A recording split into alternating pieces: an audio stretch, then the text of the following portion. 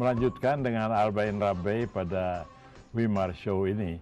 Tapi tadi saya bertanya sebelum break, tapi saya lupa pertanyaannya. Anda jawab aja deh langsung. Jadi sekarang fotografi itu udah bukan hobi atau profesi lagi, udah jadi lifestyle. Semua telepon berkamera. Terus orang megang kamera dianggap keren, sehingga sekarang banyak orang merasa kalau tidak menguasai fotografi kurang hidupnya. Betul itu. Sehingga kursus fotografi begitu boom di mana-mana.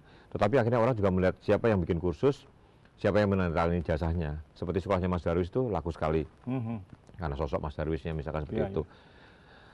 Sekolah-sekolah fotografi menjamur, orang semua ingin belajar foto, ya bagi kalangan fotografer profesional, jelas itu keuntungan, penghasilan.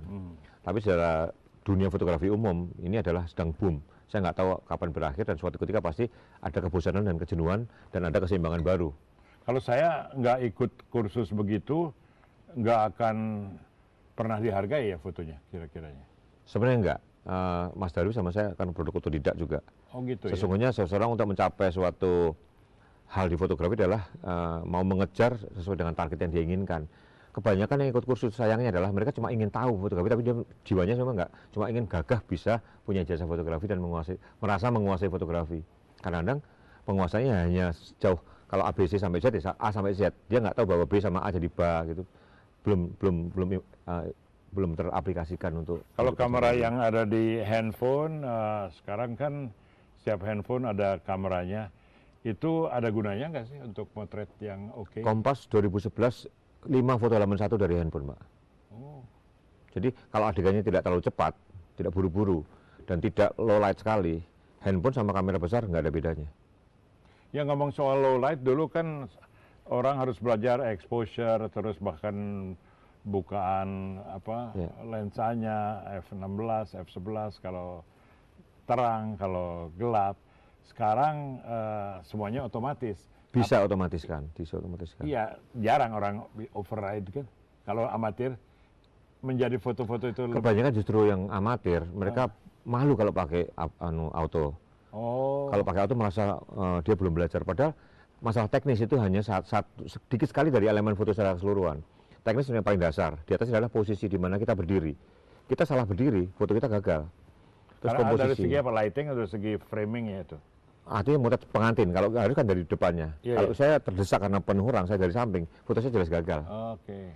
3, komposisi, bagaimana kita mengkompos elemen-elemen dalam foto, dan terakhir adalah momen kapan kita mijit.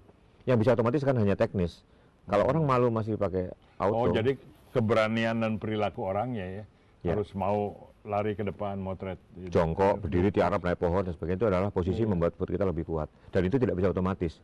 Jadi auto atau manual itu hanya masalah kecil, hanya masalah teknis. Menurut saya hanya 4% dari elemen foto secara keseluruhan. Iya? Oh, jadi ada pada orangnya ya? Foto itu harus pada orangnya. Zaman dulu, zaman film, betul, teknis itu penting menentukan, tapi sekarang tidak. Juga gejala yang saya amati dalam pergaulan itu, kalau dulu nggak gitu sering tuh fotoan, sekarang kita jalan kemana aja, foto terus semua orang tuh punya kamera gitu ya? Dan tidak harus mencetak, disimpan saja, dan kadang-kadang terlupakan dalam waktu. Posting gitu ya? Posting ya, bertahan di internet, di web beberapa tahun. Tapi Anda senang nggak banyak orang yang motret dan dipotret, atau menganggap itu merusak profesi fotografi? Di satu sisi menguntungkan, artinya orang tidak terlalu asing dengan fotografi. Saya lebih mudah memotret di pedalaman. Oh, tidak kabur lagi orang. Orang tidak minta duit lagi, dan merasa itu suatu hal yang biasa sekali. Masih ada daerah di mana orang itu ragu-ragu untuk difoto? Di Papua Anda harus bayar. Oh iya? Ya. Saya pernah tanya, kenapa Anda begitu komersial? Mereka menjawab ini, Bapak kesini lihat kami, tapi yang dapat untung penerbangan, hotel, dan rumah makan, semuanya pendatang. Kami dapat apa? Oh, itu logis dong. Ya, saya berusaha logis. Disebarkan ke tempat lain itu. Iya. Iya. Apakah Anda memang lebih suka foto di daerah-daerah yang terpencil daripada di Jakarta, di Jalan Sudirman? Ada nggak yang bisa difoto di tengah kota sebuah besar? foto itu menarik kalau terasa berbeda dengan yang kita lihat sehari-hari. Jadi kalau di pedalaman pasti berbeda dengan Jakarta. Tetapi bukan berarti Jakarta tidak ada yang menarik. Di Jakarta masih banyak menarik, justru itu tantangannya. Saya merasakan itu waktu saya jadi fotografer metropolitan. Saya harus masuk pelosok, dan saya melihat banyak hal yang luar biasa tentang Jakarta. Jadi kalau foto trip atau foto tour, orang suka pergi ke sawah, ke gunung, itu tidak harus begitu ya? Tidak harus. Sawah dan gunung itu hanya indah kalau dipotret pagi. Kalau kita mau jam 12 siang juga nggak akan mungkin. Oh, menarik ya. Iya. Lighting itu ya. Karena apa? Lighting. Foto landscape itu untuk daerah tropis harus pagi. Ya? Ya. Di bawah jam berapa itu? Di bawah jam 9 lah. Oke ya, saudara-saudara, kalau mau foto sawah dan gunung sebelum jam 9, orang yang bangunnya siang nggak bisa gitu. Iya. Tidur di Jakarta saja. Yang paling challenging apa gitu? Pernah situasi fotografi yang paling... Fotografi paling challenging adalah yang saya harus menunggu momen. Oh. Dulu zaman, kalau fotografi istana ya, dulu zaman Pak Harto. Kalau Pak Harto membacakan Anda pernah jadi fotografi istana gitu? Era setelah Pak Harto. Oh iya. Pak Harto hanya kalau di DPR MPR saja. Iya, iya. Itu kan kalau Pak Harto ngangkat kepala membacakan sesuatu. Iya, iya. Kalau Pak Habibie pidato di DPR MPR, dia banyak momennya. Oh, asik jadi ya? Iya. Dan kadang-kadang boros film jadinya. Oh, itu masih zaman film waktu itu? Zaman film. Nah, transisi dari film ke digital. Saya ingat di mana fotografer serius itu tidak mau pakai Digital. Jelek sekali awalnya, betul. Oh, karena memang kameranya jelek? Tahun 1997, Kompas membeli kamera digital yang pertama, itu 16.000 US dollar.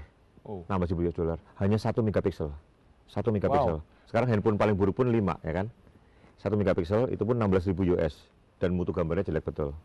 Ya, jadi begitu kata Arbain Rambe yang kita harus percayai karena dia itu fotografer senior, hasilnya nyata. Fotografi itu ada pada orangnya, alat penyusul. Maka kita bisa pede lah. Wimar Show.